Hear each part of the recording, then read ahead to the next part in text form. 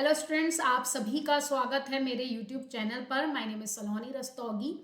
यदि आप SSC GD की तैयारी कर रहे हैं या यूपी पुलिस कांस्टेबल की तैयारी कर रहे हैं तो ये क्लास आपके लिए बेहद फायदेमंद रहेगी, क्योंकि हम यहाँ पर रीजनिंग के उन क्वेश्चंस को स्टार्ट कर रहे हैं, उन क्वेश्चन को डिस्कस कर रहे हैं जो कि आपके लेटेस्ट पैटर्न पर आधारित होगा और आपके आने वाले एग्जाम के लिए बहुत ज़्यादा फायदेमंद रहेगा। तो स्टार्ट करते हैं आज के फर्स्ट क्वेश्चन से।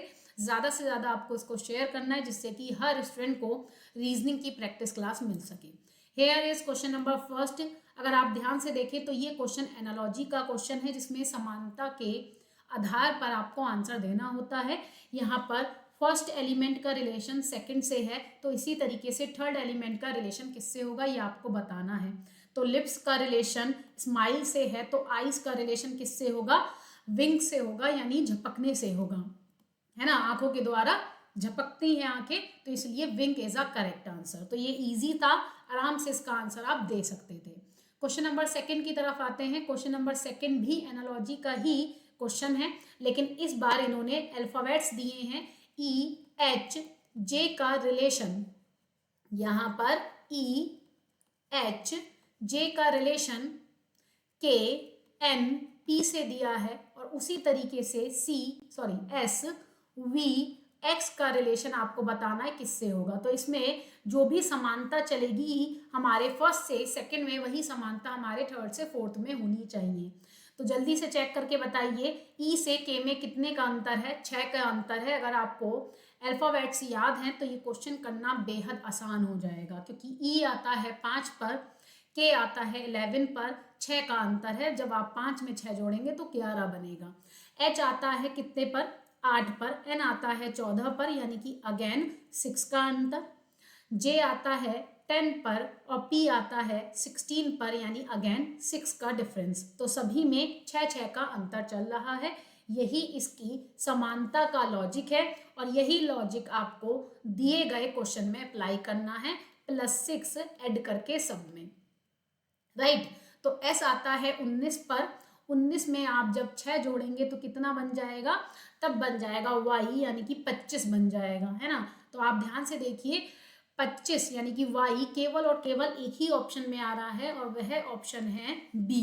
बाकी सब में वाई फर्स्ट एलिमेंट नहीं है, तो आपको पूरा सॉल्व करने की नीड नहीं है। लेकिन फिर भी आप चेक करना चाहते हैं तो चेक कर सकते हैं।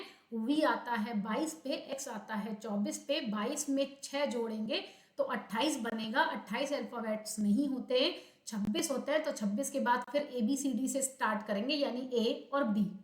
इसी तरीके से जब 24 में 6 जोड़ेंगे तो आप भी जानते हैं 30 बनते हैं, यानी कि 4 एक्स्ट्रा ABCD से लिए जाएंगे तो डी बनेगा, यानी कि B is a perfect answer. लेकिन एग्जाम में आपको पूरा सॉल्व करने की तभी नीड होती है जब सारे ऑप्शन डिफरेंट हो। अगर सारे ऑप्शन डिफरेंट नहीं है तो अलग अलग चेक करने की जरूरत नहीं है, क्योंकि आपने यहाँ पर लॉजिक बिल्कुल परफेक्ट ढूंढा है। चलिए नेक्स्ट क्वेश्चन को डिस्कस करते हैं। Question number 3, again analogy. आप भी जानते हैं एनालॉजी क्लासिफिकेशन बेहद इंपॉर्टेंट चैप्टर है, तो इसकी जितनी प्रैक्टिस आप करें उतना ही आपके लिए बेहतर है। तो चलिए इसको डिस्कस करते हैं। इतने बाकी लोग कमेंट में अपने आंसर भी कर सकते हैं। 3, 5, 7 का रिलेशन 7, 1, 4 से है। इसी तरीके से 4, 6, 8 का रिलेशन आपको बताना है किससे होगा।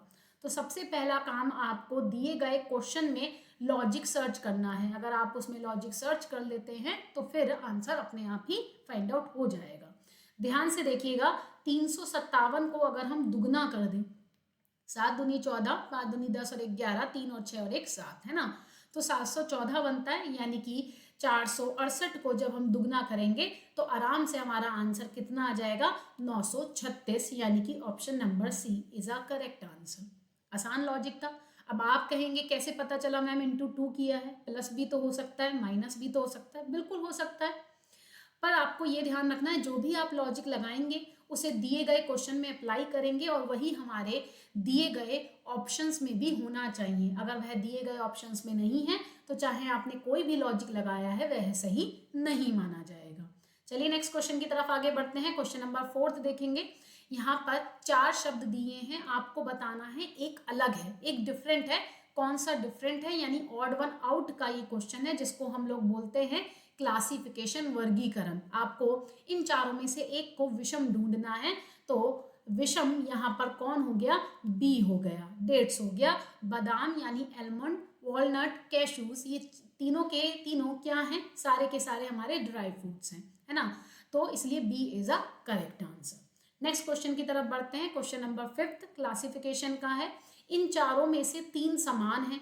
अब उन तीनों में समानता किसी भी लॉजिक से हो सकती है, वही सेम लॉजिक आपके 4th में नहीं होना चाहिए, तभी वह ऑड वन कहलाएगा। तो चलिए चेक करते हैं। यहाँ पर नोटिस किया होगा वी डब्ल्यू, बैक से चेक करिएगा, यहाँ पर वी डब्ल्यू एक्स यानी ABCD के हिसाब से ये रिवर्स से ऑर्डर में चल रहा है। PQR, ठीक है, ये भी बिल्कुल सही क्रम में चल रहा है। अच्छा, EFG है ना, यानी 5, 6, 8, ये भी हमारा इंक्रीजिंग ऑर्डर में चल रहा है। KLM ये भी हमारा इंक्रीजिंग ऑर्डर में चल रहा है। क्या इसमें कोई और समानता नहीं है? फिर ध्यान से देखिएगा, यहाँ पर PQR UVWX EF है ना, यहाँ पर ये सब क्रम से तो हैं, लेकिन क्रम में भी एक एक का अंतर है। ध्यान से देखिए, X, V से W, W से X, यानी कि अगर आप +1 बोलना चाहें तो बिल्कुल +1 बोल सकते हैं। VWX, इधर देखें PQR +1, P 16 पर आता है, Q 17 पे आता है, R 18 पर, यानी +1 अगर आप नेक्स्ट लेटर नहीं बोलते हैं तो आप +1 बोल सकते हैं, ठीक है।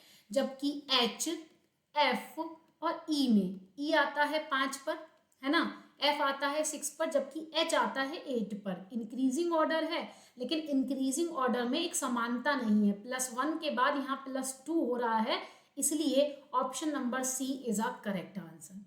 बात समझ में आ गई? तो सब में इंक्रीजिंग ऑर्डर चल रहा था, लेकिन C ऑप्शन में इंक्रीजिंग ऑर्डर में क्रम सेम नहीं है, सब में +1 या फिर आप ऐसे बोल सकते हैं अगला अक्षर लिखा गया, जबकि C ऑप्शन में अगला अक्षर ना होकर दूसरा अक्षर लिखा गया, इसलिए C is a correct answer. Next question की तरफ बढ़ते हैं। क्वेश्चन नंबर 6 भी हमारा क्लासिफिकेशन का है। आपको इसमें से बताना है कि विषम कौन सा है, ठीक है। 23, 29, 37, 33, इन चारों में से 3 में एक जैसी समानता है। अब वो तीन में एक जैसी समानता के पीछे आपको रीजन बताना है, उसके बाद 4th वन हमारा डिफरेंट होगा। तो ध्यान से देखिए, 23 एक प्राइम नंबर है, 29 भी एक प्राइम नंबर है, 37 भी एक प्राइम नंबर है, जबकि 33 is not a prime number, इसलिए D will be your correct answer, ठीक है। तो आसान क्वेश्चन था, बिल्कुल सबका आंसर सेम होना चाहिए। अब इस क्वेश्चन को पढ़िएगा, यहाँ पर एक सीरीज दे रखी है और सीरीज में क्वेश्चन मार्क दिया है। अब सीरीज इंग्लिश में दी है, तो आप लोग सोच रहे होंगे मैम ये हिंदी में क्यों नहीं है क्वेश्चन। ये क्वेश्चन हिंदी में ही है। अगर आपके इंग्लिश और हिंदी में आएगा तो एज इट इज इसी तरीके से आएगा, क्योंकि यहाँ पर जो शब्द दिए हैं वो इंग्लिश के शब्द से ही लॉजिक बना रहे हैं। इसका हिंदी में अर्थ नहीं ढूंढना है, आपको सर्च करना है। इसका मतलब यही आपकी हिंट है। यहाँ पर जो लॉजिक चलेगा वो अल्फाबेट्स को लेकर चलेगा, इतना कंफर्म हो गया। वरना इसकी जो ट्रांसलेशन होती वो हिंदी में होती, तो हिंदी में ना होने का रीजन ही यही है।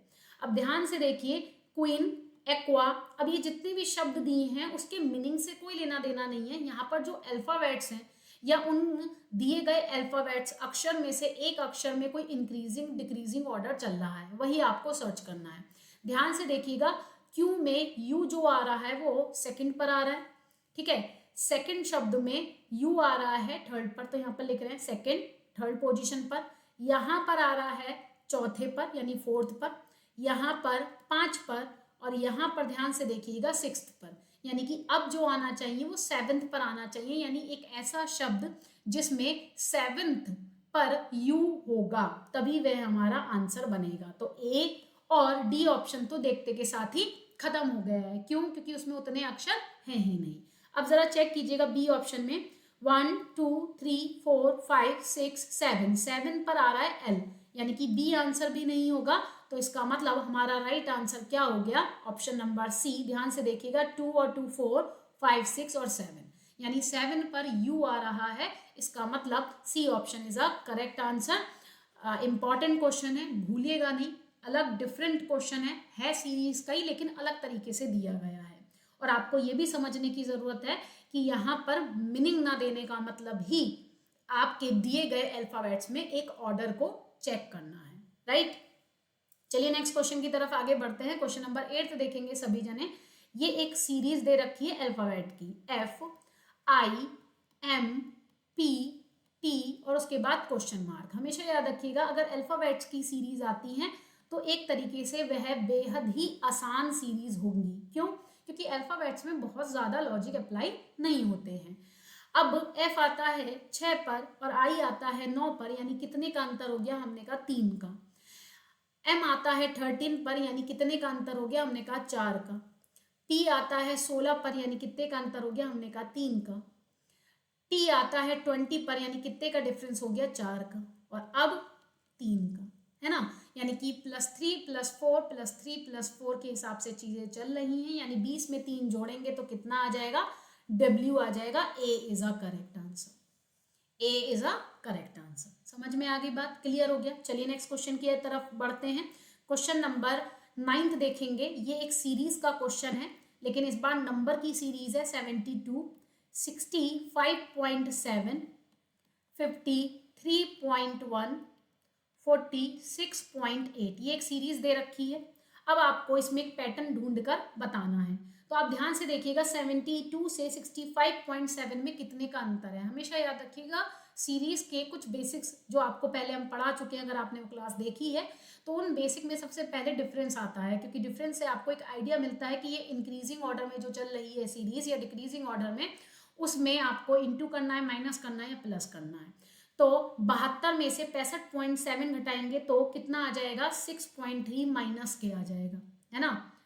माइनस किया है हमने 72 में से 65.7 आया तो 6.3 आ गया। माइनस लिखने की जरूरत नहीं है, बस इतना ही समझ लीजिए।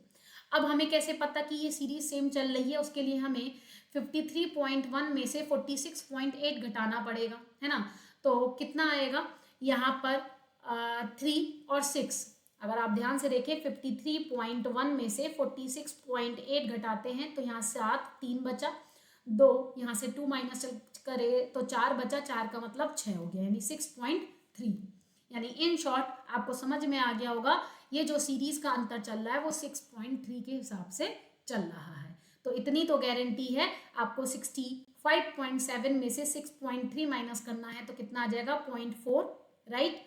अब 5 में से 6 घटाएंगे तो 9 और आपका आ जाएगा 59.4 इज योर करेक्ट आंसर। ठीक है, तो A will be your correct answer. Series बेहद इजी थी, लेकिन पॉइंट की वजह से हमारे दिमाग में आता है कि कहीं ना कहीं इसमें इंटू हुआ होगा, डिवाइड हुआ होगा। इंटू और डिवाइड करने से पहले आप एक बार चेक कर लीजिए कि यहाँ पर नॉर्मल सीरीज के हिसाब से तो पैटर्न नहीं चल रहा है। चलिए नेक्स्ट क्वेश्चन की तरफ आगे बढ़ते हैं। क्वेश्चन नंबर 10 पढ़ेंगे। ये एक कैलेंडर का क्वेश्चन है, ध्यान से पढ़िएगा इस क्वेश्चन को। काव्या का जन्मदिन 4 जुलाई मंगलवार को हुआ। काव्या का जन्म किस दिन हुआ है? 4 जुलाई मंगलवार के दिन हुआ है, यानी कि ट्यूसडे दिया गया है इस दिन, राइट। फिर वो कह रहा है on what day of the week will be Anika's birthday. वो कह रहा है कौन से दिन पर अनिका का बर्थडे होगा, यानी कि आपको वो दिन निकालना है जिस दिन अनिका का बर्थडे है। जबकि हमें पता है कि अनिका जो है वह, यहाँ पर लिख देते हैं, अनिका 15 अगस्त वाले दिन पैदा हुई है, ये बताया गया है। इन शॉर्ट आपको ये बताना है कि 15 अगस्त को अनिका वाले दिन कौन सा दिन होगा जिस दिन अनिका पैदा हुई है। तो पहले आप ये समझे 4 जुलाई से लेकर 15 अगस्त तक के दिन के बीच में कितने दिन हो गए ये आपको बताने हैं, है ना। तो जुलाई और अगस्त, बस इतने ही है, सिंपल सी बात है। ये हमेशा ध्यान रखिएगा, जिस डेट पर दिन दिया गया है हम उसे काउंट नहीं करते, यानी 4 को हटाएंगे तो 5 से काउंट करना पड़ेगा। यानी कि जुलाई कितने का मंथ होता है पहले तो ये बताएं, है ना। जुलाई होता है हमारा 30 का, राइट। तो 30 में से जब आप 4 हटा देंगे तो कितना बच जाएगा? 26। तो ये आ गए। 15 तक की बात की है तो 15 ये हो गए। इसको जब आप ऐड करेंगे तो ये कितना हो जाएगा? 5 और 10 और 11, 2 और 1 3 और 1 4, सही। अब ये आपके ऊपर है कि आप किस हिसाब से लेते हैं, एक दिन बाद का लीजिए या एक दिन पहले का। जुलाई कितने का होता है भाई? ये सबको पता है ना, 31 का होता है। कितने का होता है? 31 दिन का होता है, याद रखिएगा। और ये भी 31 दिन का होता है, लिख लीजिए। तो 31 में से 4 माइनस करिएगा, 31 में से 4 माइनस करेंगे तो 27 आएगा ना भाई। हाँ जी बिल्कुल 27 आएगा, 26 लिख दिया था हमने। तो 27 प्लस 15 कितने होते हैं, हमने कहा 42 होते हैं। कितने होते हैं, 42। इस 42 को आपको क्या करना है, यहीं पर 7 से डिवाइड कर दीजिए, क्योंकि डिवाइड करने पर जो भी हमारा शेषफल बचेगा वही हमारे ऑड डेज होंगे, है ना।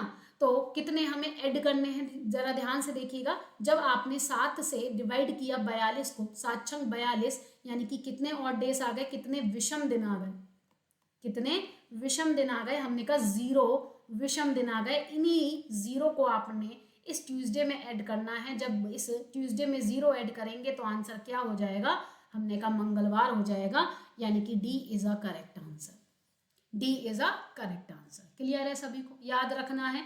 जिनको भी नहीं पता कि कौन कौन से मंथ 31 के होते हैं, कौन से 30 के होते हैं, वो जश्न की तरह याद रखें, जश्न 2, है ना। जे फॉर जून, है ना, A for April, S for September और एन फॉर नवंबर। यही 4 महीने हैं जो केवल 30 दिन के होते हैं, बाकी सब 31 के, और फरवरी को तो आप जानते ही हैं। तो उस हिसाब से भी आप याद रख सकते हैं, वरना जैसे आप अपने बचपन के तरीके से जनवरी फरवरी करते हुए आ रहे हैं, वैसे भी आप काउंट कर सकते हैं। चलिए नेक्स्ट क्वेश्चन की तरफ आगे बढ़ते हैं। क्वेश्चन नंबर 11 देखेंगे सभी जने।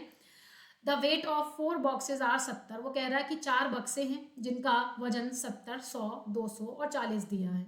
इन बक्सों को किसी भी संयोजन में निम्नलिखित में से कौन सा कुल वजन किलोग्राम में नहीं हो सकता। यानी आपको ये बताना है कि यहाँ पर 4 ऑप्शंस हैं, इन 4 ऑप्शन में से वह कौन सा ऑप्शन नहीं बनेगा जब हम इन चारों में से किन्हीं भी वजन को यूज करें। और ध्यान रखिएगा, इन्होंने ये भी बोला है कि इन बक्सों के किसी भी संयोजन से, है ना। तो संयोजन हम कितने भी ले सकते हैं, जैसे कि हमने ऐड किया 70, 100, 20, 40। पहले इन चारों को ही ऐड कर दीजिए, उससे ही आपको पता चल जाएगा।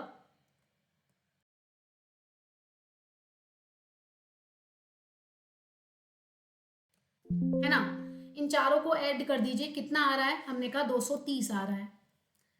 ठीक है, 100, 170, 70 और 30 कितने हो गए, 70 और 60, 70 और 60 230 हो गए। हमने कहा 230 तो हर हाल में बनेगा, यानी कि ये आंसर तो नहीं होगा।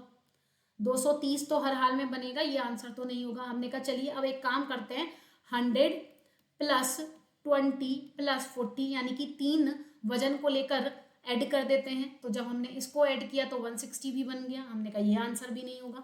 फिर हमने कहा 100 के साथ 70 को ऐड कर देते हैं और 20 को ऐड कर देते हैं। जब हमने इनको ऐड किया तो 190 बना, यानी कि ये आंसर भी नहीं बनेगा। इसका मतलब D is a correct answer. तो हम इन चारों में से भी कोई सा भी को संयोजन यानी कि कॉम्बिनेशन बना रहे हैं, तो हमारे सारे ए बी सी तीनों ऑप्शंस यानी कि तीनों कॉम्बिनेशन बन पा रहे हैं सिवाय डी को छोड़कर। अब हम इन तीनों में से कोई भी नंबर लेंगे 200 तो नहीं बन पाएगा, इतनी तो गारंटी है ना। चलिए नेक्स्ट क्वेश्चन की तरफ आगे बढ़ते हैं। क्वेश्चन नंबर 12 देखिएगा। इसमें एक शब्द दिया है और कहा है कि दिए गए शब्द के अक्षरों का उपयोग करके कौन सा शब्द नहीं बनाया जा सकता। तो चलिए चेक करते हैं।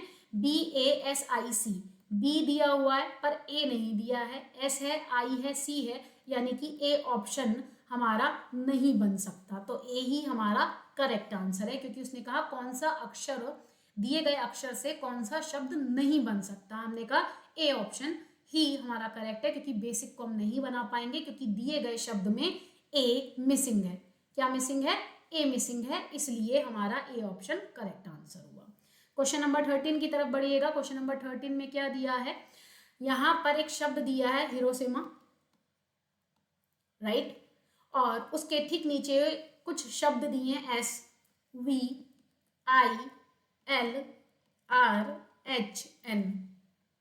अब इसी बिहाफ पर आपको ALP का आंसर बताना है, यानी कि आपको सबसे पहले इसमें एक लॉजिक ढूंढना पड़ेगा कि इसमें लॉजिक क्या चल रहा है।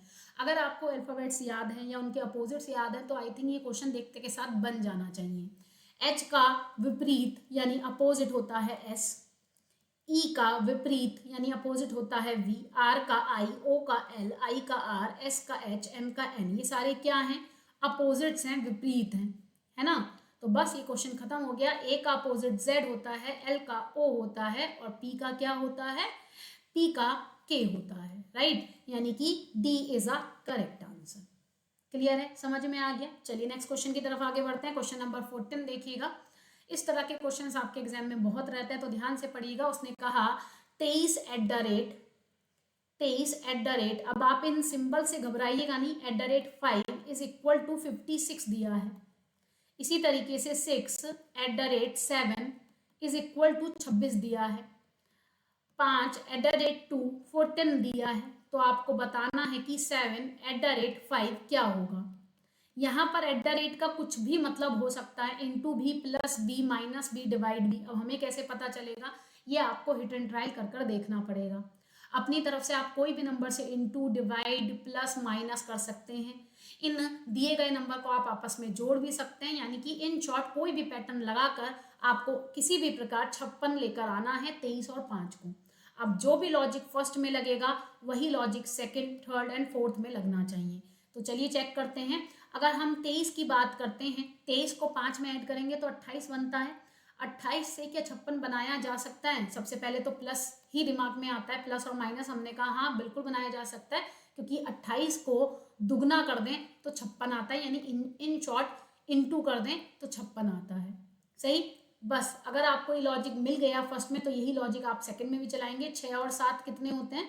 हमने कहा 13 होते हैं। 13 को 2 से इंटू करेंगे तो क्या 26 बनेगा? हमने कहा हाँ जी बिल्कुल बनेगा, यानी लॉजिक हमारा बिल्कुल परफेक्ट चल रहा है।